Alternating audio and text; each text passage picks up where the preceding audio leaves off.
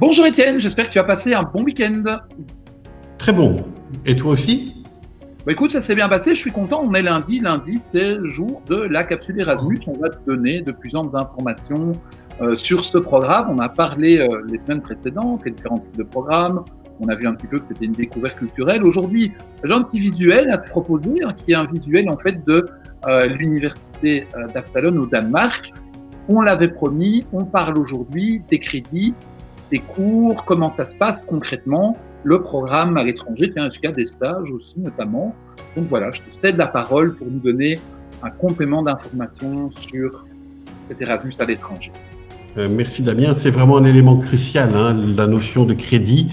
Tous les étudiants savent qu'une année moyenne fait 60 crédits et que si on part pour un quadrimestre, on joue environ une trentaine de crédits.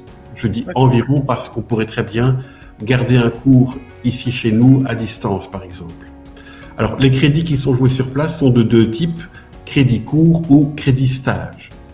Ces crédits sont clairement détaillés dans un document fondamental qui s'appelle le Learning Agreement, dans lequel on retrouve nos crédits chez nous, cours ou stage, et les crédits chez le partenaire ou sur le lieu de stage.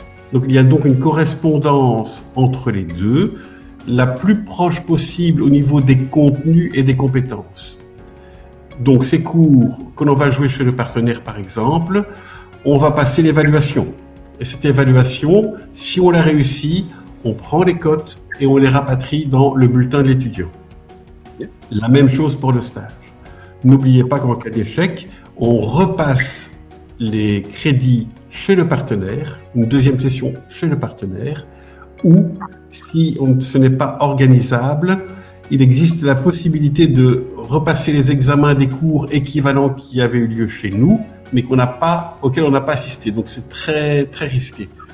Donc on insiste toujours pour que les étudiants s'investissent vraiment dans leur mobilité et dans leurs cours de mobilité pour qu'il y ait une bonne réussite.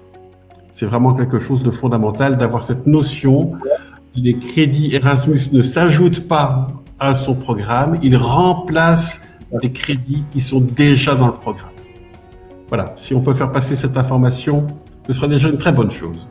Donc en gros, c'est une année scolaire comme une autre, si ce n'est qu'elle se passe à l'étranger et de toute façon, les cours doivent être suivis, les engagements scolaires doivent être respectés dans l'endroit où on se trouve.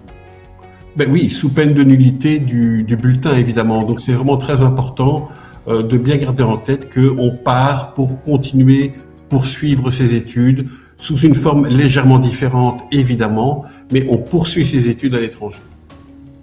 On part pour continuer ses études, mais on en parlera également la semaine prochaine. On s'intéressera justement à combien ça coûte en fait de partir à l'étranger, à la découverte d'autres cultures, d'autres méthodologies aussi d'apprentissage. Tout ça, on en parle la semaine prochaine. Et nous, on vous souhaite une bonne semaine. À vous aussi, bonne semaine à tous. Au revoir.